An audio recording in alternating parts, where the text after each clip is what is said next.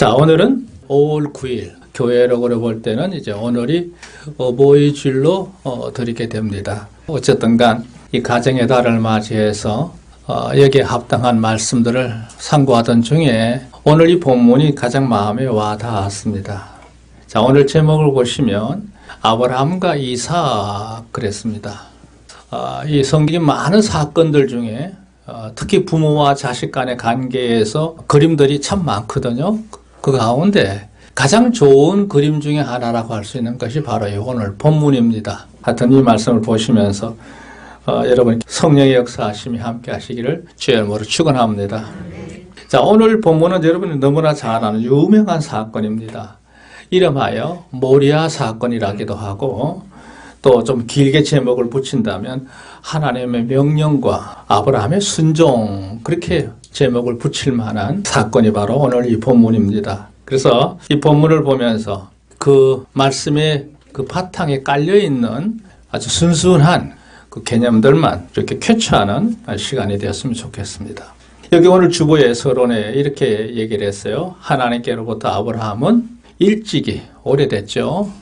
갈 바를 알지 못하고 하란을 떠나기 전에 열국의 아버지가 될 것이라는 언약을 받은 바가 있다 그랬어요. 예, 아브라함의 그 소명 과정을 보면 그 나이 75세 때에 어느 날 하나님께서 아브라함에게 아브라함아 내가 지시할 곳으로 가거라. 그때 어디로 갈까요? 구체적인 장소를 명시하지 않았다는 것을 히브리서 기자는 그렇게 말합니다. 갈 바를 알지 못하고 나갔다.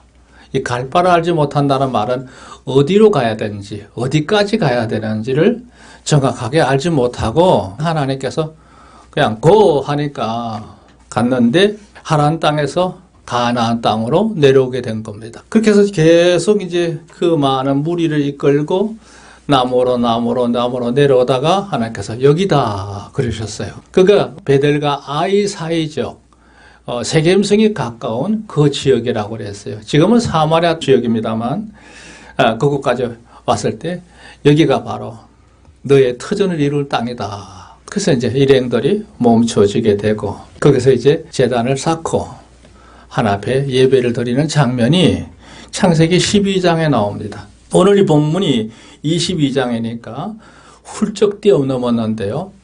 이 공간만큼 긴 세월입니다. 그렇게 해서 아브라함이 이제 가나안 땅에 와서 하나님 약속하신 이제 자기의 대를 이을 자식을 기다렸는데 하나님 일찍 주시지 않았어요. 75세 때 약속하신 하나님이 80에 돼도 안 주시고, 80 중반에 돼도 안 주시고, 그러다가 이제 인간 생각으로 태어난 아들이 하나 있죠. 이스마엘이 이제 태어나게 됩니다. 그때가 87쯤 됐을 때입니다. 그렇다가 이제 하나님께서 아니다. 내가 너의 처인 사라를 통해서 대를 주시겠다고 하는 하나님의 뜻이 다시 이제 임하신 것이 오랜 기간 후에 역사하시는 것을 보게 돼요. 어쨌든 간 이제 아브라함이 그렇게 해서 받은 아들이 그 나이 100세 때, 그러니까 하나님이 75세 때 약속을 하셨고 25년 후에 정말로 사라를 통해서 하나님이 주신 거예요. 사라의 몸은 당시에 이미 여자로서 역할을 할 수 있는 모든 것이 다 끊어진 상태. 인간적으로 보면 뭐라고 할까요? 좀 표현이 그렇습니다만 돌덩어리에 지나지 않는 몸이었어요. 그럼에도 불구하고 하나님께서 사라의 몸을 통해서 아들을 주셨던 거죠. 이건 하나님의 역사입니다. 믿으시면 아멘. 우연히 살다 보니까 그렇게 된 게 아니에요. 절대적으로 불가능한 일들이 하나님 역사 속에서 새로이 창조된 것입니다. 자, 그렇게 해서 이제 이 아브라함이 이제 이삭을 가지게 됐고, 이 이삭을 가진 후에 세월이 이제 지나갑니다. 자, 우리가 참고하실 것은 오늘 22장 바로 앞에 있는 21장을 보면 그 아이가 젖을 뗄 때에 대연애를 배설했다고 그러는데 그 8절에 보면 이때가 막 보통 3살 내지 한 5세까지 봅니다. 그러니까 젖을 뗀다는 말은 그 아이가 기본적으로 움직일 수 있는 상태가 될 때까지 돌봄을 의미하는 거죠. 그러고 나서 바로 22장으로 건너뛰었어요. 이 사이에 공간이 오늘 주보에도 제가 소개했습니다만 아마도 최소한 10년 정도는 경과했을 것이다. 이렇게 보고 있죠. 왜 그러냐 하면 보세요. 아버지와 함께 이제 모리아산에 그 번제에 쓸 그 상당한 나무를 직접 몸에 짐을 지고 산을 오를 만한 신체적인 조건을 갖췄다든지, 또 모든 정황을 판단해서 아버지하고 이렇게 질문을 주고받는 모든 과정을 볼 때, 이때는 최소한 이삭의 나이 아마 15살 내지 16살, 좀 많게는 20대 그 전후에 해당되지 않겠느냐, 그렇게 보고 있죠. 그 연대가 이제 설정이 나오지 않으니까 이때 나이가 얼마인지 궁금합니다. 어쨌든 간에 이제 아브라함이 이제 이삭이 성장해서 소년기를 지나고 청년기로 접어드는 이 상황이니까 가정의 미래가 보이지 않겠어요? 그러면 아브라함의 나이는 얼마냐? 예, 100세 얻은 아들이니까 120세 전후라고 보면 된다고 보죠. 120세. 늙은 몸이에요. 예, 노구는 노구. 자, 그 상태에서 있었을 때에 어느 날, 여기 오늘 잘 아시는 거죠? 느닷없이 큰 일이 벌어진 거예요. 여기 22장 1절에 이런 얘기를 했어요. 하나님이 아브라함을 시험하시려고 그랬어요. 시험한다. 이 시험한다는 말의 의미는 순수한 말을 그냥 한번 체크해 본다는 뜻이기도 하고요. 또 어떤 면에는 이렇게 한번 흔들어 보는 거예요. 상태가 괜찮은지 한번 흔들어 보는 거예요. 느닷없이 하나님께서 이제까지 늘 경배를 받아오셨던 하나님이 아브라함을 새삼스럽게 흔드는 작업을 하시는 거예요. 뭘 시험했을까? 여기 제가 오늘 주부에도 그런 개념을 몇 가지 생각을 해서 넣어봤는데요.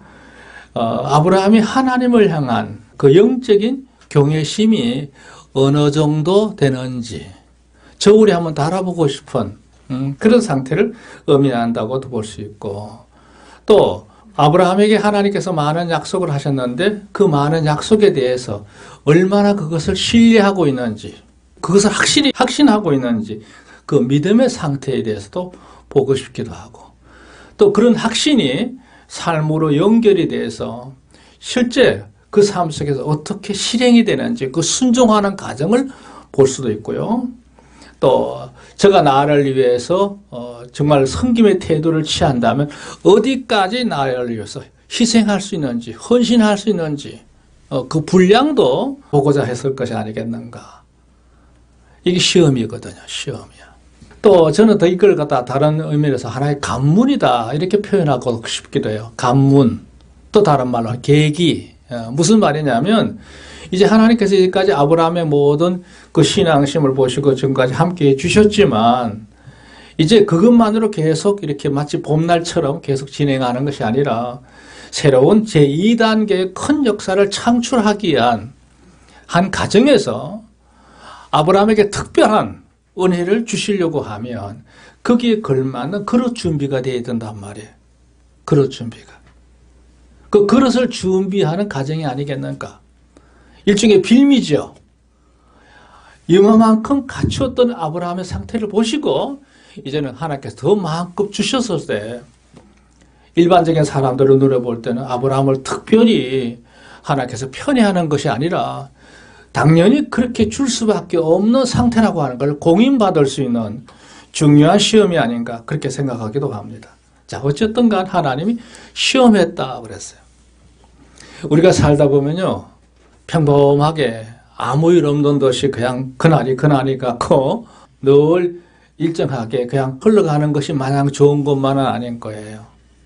때로는 큰 바람, 돌풍이 불어가지고 마치 잔잔하던 바다가 경랑이 일어나가지고 물이 막 뒤집어지고, 또 심한 경우에는 상당한 여러 가지 피해들이 일어날 수 있지만 그런 역사가 인생의 삶에 수없이 반복되잖아요. 갑자기 천둥 번개를 칠 수 있는 거, 혹한도 오게 되는 거고, 이런 굴곡을 거치게 되는 것이 하나의 인생 사계인 거예요. 왜 그럴까? 그게 꼭 필요하기 때문에 그렇습니다. 만약에요, 바람도 불지 않고 늘 일정하게 그날이 되면 우리가 사는 게 편할 것 같죠?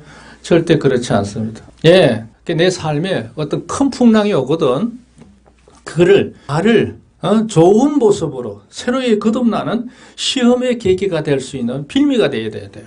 아멘. 그래서 우리 얼마 전에 우리 박정아 집사님이 큰 사고를 당해서 어려움이 있을 때 저는 하나님께서 어떤 빌미를 주시려나 보다 이렇게 생각을 했던 거죠. 아멘. 그러니까 여러분 우리가 어떤 일을 당할 때 왜 내게 이런 불행한 일이 생기지 이렇게 부정적으로 생각하면 안 되는 거예요. 이게 다 하나님의 어떤 특별한 뜻이 계시구나.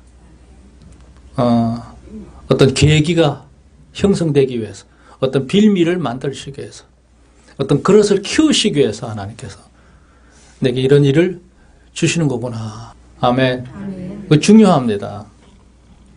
아니 아브라함 이제까지 잘 살아왔는데 왜 그렇게 해야 돼요? 근데 오늘 본문에 보면 이 시험하는 단계가 예사롭지 않습니다. 잘 아시죠? 아브라함아, 내가 여기 있습니다. 말씀하십시오. 그러니까 이게 2절에 그랬죠. 여호와께서 가라사대 내 아들 내 사랑하는 독자 이삭을 데리고 내 아들. 그렇죠. 아브라함에게서는 자기 생명보다 귀한 소유예요. 내 아들. 네. 여러분 가정의 자녀들이나 손주가 태어나면 우리 누구 그러잖아요. 그게 뭐냐? 그만큼 사랑한다는 거예요. 밀도가. 아브라함에게 있어서도 자기의 분신이죠. 자기의 전부예요. 차라리 내가 이 아들을 위해서 죽을지언정 이 아들에게는 아무 일 없었으면 좋을 정도는 아들이에요. 얼마나 귀한 아들이에요. 더군다나 100세 얻은 아들인데. 내 아들 그랬어요.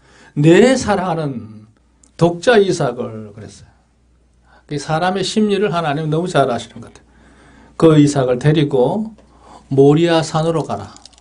가서 나를 위해서 그 아들을 번제로 바치라. 이게 하나님의 지시사항이에요. 미션이에요, 미션. 그래서 이제 아브라함이 그 하나님의 지시를 받고 난 다음에 취하는 태도가 3절부터 나오죠. 제가 오늘 주보에는 이걸 10개로 나눠놨어요. 10개로. 첫째 하나, 아침에 일찍 일어나서. 그 말은 뭐예요? 아브라함이 마지못해 행하는 게 아니라 이미 그 마음에 확정을 짓고 가벼운 몸과 마음으로 일어난다는 상태를 의미하는 거예요. 아침에 일찍 일어나서 나귀의 안장을 지우고 이 종들이 할 일인데 아브라함이 그 일을 직접 하는 거예요. 그리고 두 사안을 선발을 하고 그리고 그 아들 이삭을 챙기고 그리고 이제 번제에 쓸 나무를 쪼갰다는 것도 종들을 시키거나 이삭을 시킨 게 아니라 아마 본인이 직접 했을 거라고 생각해요. 그걸 의미하는 거죠. 그리고 떠났다는 말은 뭐예요? 그냥 평상시 늘 하는 것처럼 아무 일 없는 듯이 그리고 이제 그냥 묵묵히 집을 떠나니까 오늘도 어디 한 곳에 가서 제사를 드리나 보다 이렇게 생각했지 이런 일이 있으리라고는 가족 누구도 아마 몰랐을 거라고. 그러니까 아브라함 외에는 아무도 모르는 거죠. 아내도 모르고 자식도 모르고 아무도 몰라. 그냥 오늘도 어디 가서 제사 지내나 보다. 그러니까 일상이야 이제 일상. 그냥 떠났다 이거예요. 그리고는 하나님께서 지시하는 곳까지 모리아 산까지 여행을 시작합니다. 아까 여기 밑에 나옵니다만 브엘세바로부터 모리아 산까지 거리가 상당한 거리거든요. 브엘세바가 어디냐면 가나안 땅으로 볼 때는 사람이 살 수 있는 맨 마지막 지역이 바로 브엘세바 지역이에요. 헤브론으로부터 한참 내려가요. 이제 거기부터 밑에는 완전 불모지예요. 그러니까 이제 모리아산까지 가는데 그 길이 사흘길. 빠른 걸음을 하면 더 빨리 갈 수 있겠죠. 그러나 이제 나귀에 나무 싣고 사람의 저처이 이제 보행을 하려고 하면 사흘이 걸린다니까. 더군다나 오르막길이니까요.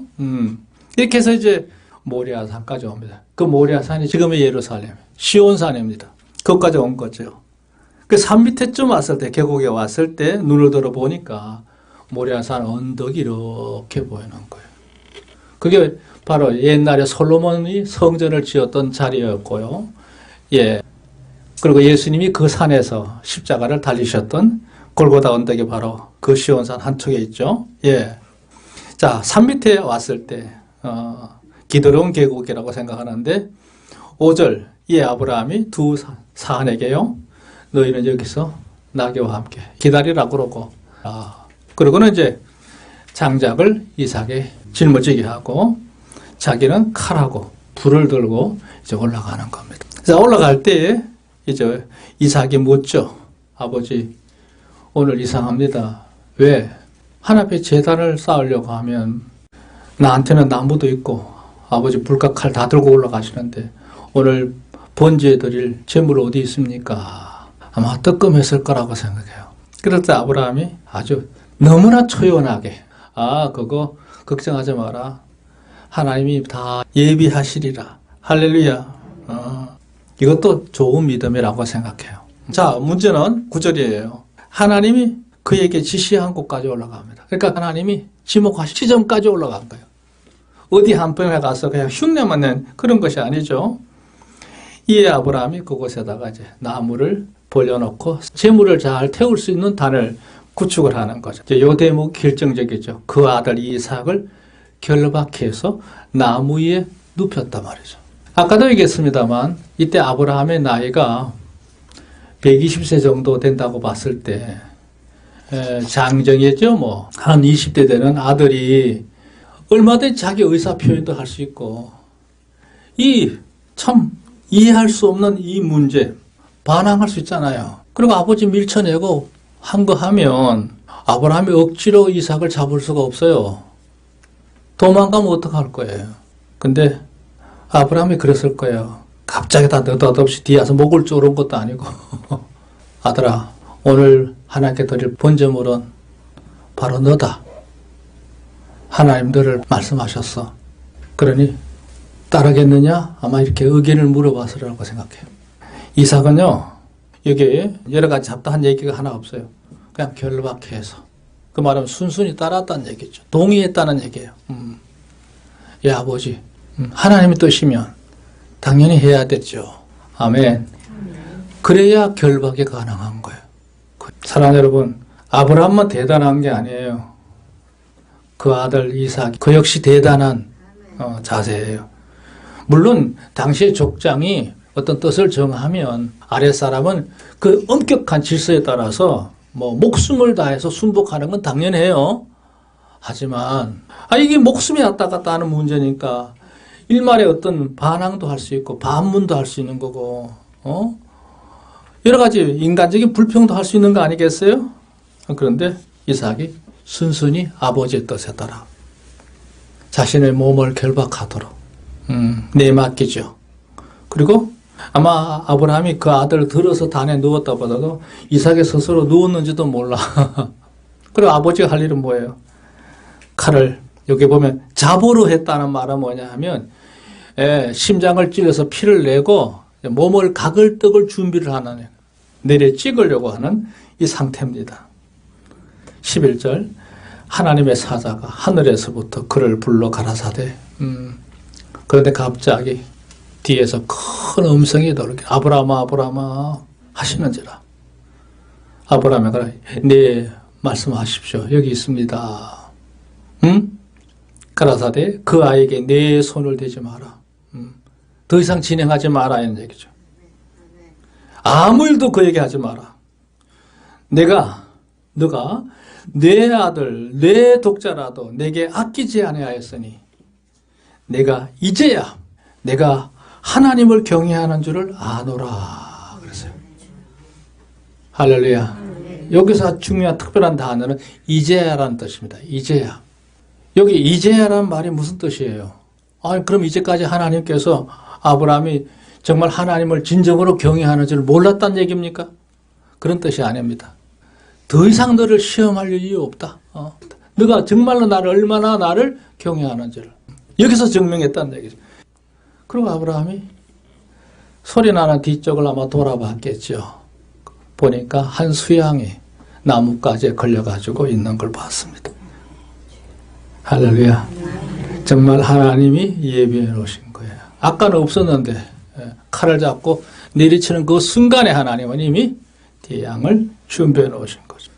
그 수풀에 걸려있는 그 수양을 가져다가 이거 영적인 의미는 그 수양이 뭐냐? 바로 우리 인간을 위해서 대속해 십자가를 지신 예수님을 의미하기도 해요. 아멘. 바로 그 모리아산, 그 지역이 아마 지금의 성전 자리 그 자리인지 아니면 골고다 언덕 십자가를 세웠던 그 자리인지 저는 그렇게 믿고 싶어요. 아마 주님이 십자가 지셨던 그 자리예요. 여기 강조점이 내 사랑하는 내 독자라고 그랬거든요. 예수님 누구예요? 하나님의 독생자예요. 예, 십자가의 대속물로 삼으셨어요. 아낌없이 내놓으신 거죠. 마찬가지로 아브라함 역시 그렇게 사랑하는 내 아들, 내 독자를, 나를 경외하는 그 시험에 아낌없이 당연하게 순순히 그 아들을 내놓는 장면. 그리고는 이제 그 양을 가져다가 대신해서 부자가 함께 제사를 드립니다. 그러니까 아브라함만 제사를 드린 게 아니고 이미 제물이 되었던 이삭도 아버지와 같은 마음으로 하나님 앞에 제사를 드렸다는 자세가 참 놀랍기만 합니다. 할렐루야. 오늘 여기 주보에 보시면 재미있는 대조표 하나가 나오는데요. 이걸 구조라고 그래요. 구조, 대구라고 하고요. 무슨 얘기냐면 오늘 본문 내용을 1절부터 19절 내용을 문단별로 이렇게 구조를 분해해 보면 이와 같은 모습으로 형성이 돼요. A, B, C, D가 이제 진행되는 과정이고요. 그게 이제 반전이 돼서 다시 이제 D, C, B, A로 이렇게 다시가 붙었죠. 그게 하나, A는 A-하고 연결해보고 B는 B-하고 연결하고 이렇게 연결해보면 이 구조가요, 너무 정확합니다. 놀라운 사실은 성경의 모든 기록들이 다 이 구조 분석이 가능해요. 그냥 막무가내로 기록해서 서술한 게 아니고 이런 원리가 서로 마주보면서 진행되고 있는 걸 보게 돼요. 그걸 뭐라고 해요? 대구라고 그래요. 대구. 보세요. 소원 아브라함이 시험하시려고 그 아들을 번제로 드리라 그랬어요. 그리고 적극적으로 실천하죠. 자, 그랬더니 D부터 보세요. 부자가 산행을 합니다. C 다시 온전한 순종을 해요. 왜요? 집에서 나섰을 때 그 마음이 하나도 안 변했어요. 흔들림이 없었다는 얘기를 해요. 그리고는 아들 눕혀놓고 그대로 잡아주려고 칼을 들었어요. 하나님께서 분명히 그랬죠. 그를 번제로 드리라고 그랬는데 멈추라 이렇게 된 거예요. 반전이 일어난 거예요. 이제야 내가 알았다. 그리고 대신에 한 수양을 준비해서 하나님 주셨어요. 그 수양은 온 인류를 대신해서 죽으신 독생자신 예수님을 상징하는 의미이기도 합니다. 이삭이 죽어야 될 일을 한 양이 대신 죽어준 거예요. 아멘. 그리고는 하나님이 축복하시는데 이렇게 말합니다. 가라사대 여호와께서 이르시기를 내가 나를 가리켜 명세하노니 내가 이같이 행하여 내 아들 내 독자를 아끼지 아니하였은즉 내가 내게 큰 복을 주고 내 씨로 크게 번성하여 하늘의 별과 같고 바닷가의 모래와 같게 하리니 내 씨가 그 대적의 문을 얻으리라.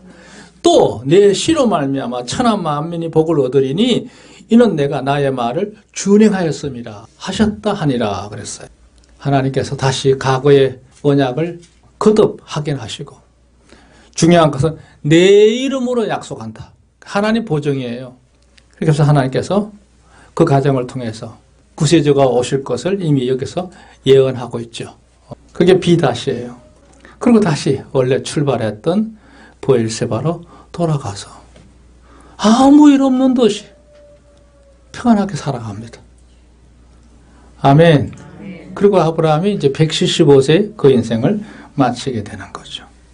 이거 옆에 설명해놨죠. 하나님의 지시에 따른 절대절명의 상황에도 온전한 믿음과 고요한 복종으로, 고요하다는 말은 불평이 없어 마음에 흔들림이 없다는 뜻이에요. 실행함으로써 극적인 반전과 축복으로 선명하게 교차가 되죠. 자리 바꿈이 되는 거예요.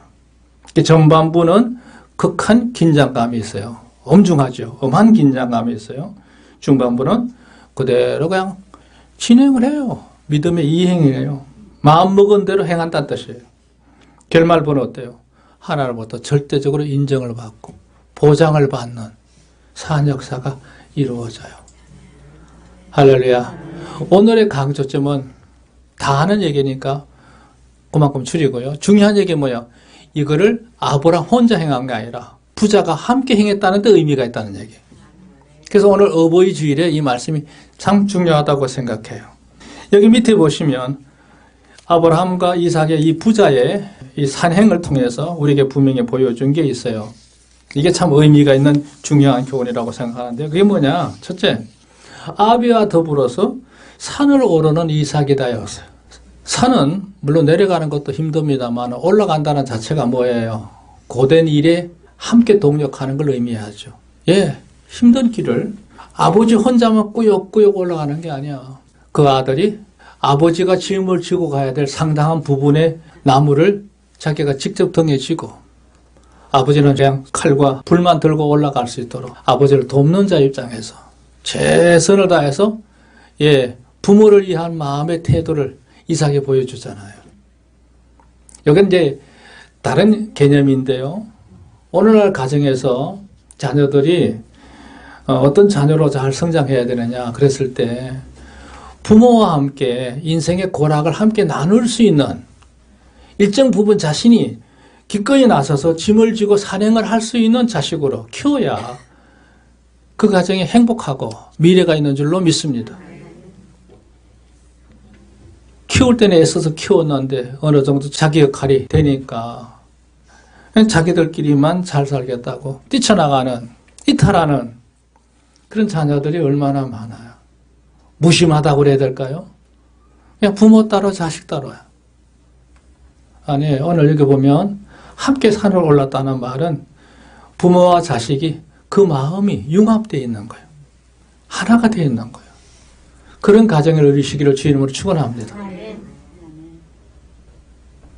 꼭 물질적인 것만 아니더라도 수시로 안부도 묻고 또 걱정도 함께 나누고 그게 뭐예요? 장작을 메고 산을 올라가는 이삭과 같은 자식의 마음이고 그 자식을 바라보는 부모의 마음이 얼마나 애잔하겠습니까? 어쨌든 중요한 건 아버지와 더불어서 산행을 할 수 있는 이 자식의 태도가 우리 교우들의 가정의 삶 속에도 정말 귀한 그림으로 아름답게 진행되기를 지금 축원합니다. 이거 참 중요한 거예요. 아버지 고민 따로 있고 자식 고민 따로 있는 거 그거는 콩가루 집안이지. 두 번째, 아버지가 이제 산 올라가서 일을 벌일 때 아들아 하나님이 이런 말씀을 하셨다. 따르겠느냐? 예, 하나님 말씀대로 아버지 뜻대로 진행하십시오. 아멘. 그게 바로 두 번째예요. 아버지의 결혼한 뜻에 순복했어요. 그냥 단순히 복종한 게 아니에요. 복종이라는 것과 순복은 다릅니다. 복종은요 이해가 다 안 됐지만 순복은 뭐예요? 그걸 기꺼이 받아들이는 거예요. 기꺼이. 이삭의 태도가 바로 그 점을 오늘 보여주는 거죠. 순복. 우리 사랑하는 교우들의 가정에 이러한 고결한 질서가 살아있는 귀한 가정들이 되기를 주님으로 축원합니다. 교회든 가정이든 국가든 마찬가지입니다만 질서가 무너져 버리면 그건 미래가 없어요. 미래가 없어요.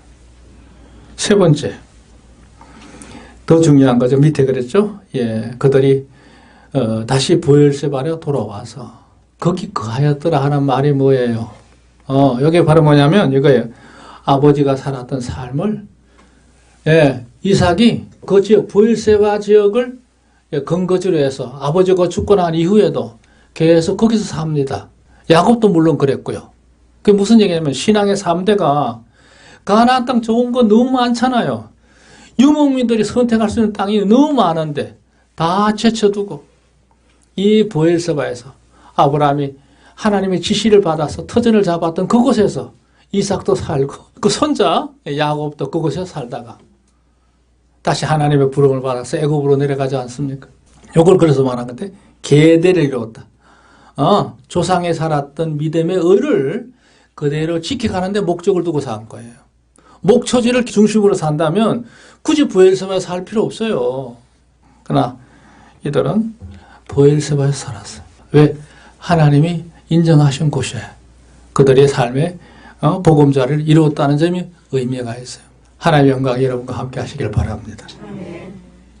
이쪽에 다른 교훈들도 많이 있어서 넣긴 했습니다만 아브라함과 이삭의 관계를 놓고 한 6가지로 쭉 했는데 그 대부분 한 4가지는 아브라함에 관한 거고요. 5번부터 6번은 이삭을 통한 또 하나의 영적인 개념들을 정리를 해봤습니다. 하나님의 축복이 여러분 삶 속에 늘 함께 하시기를 주의 이름으로 축원합니다.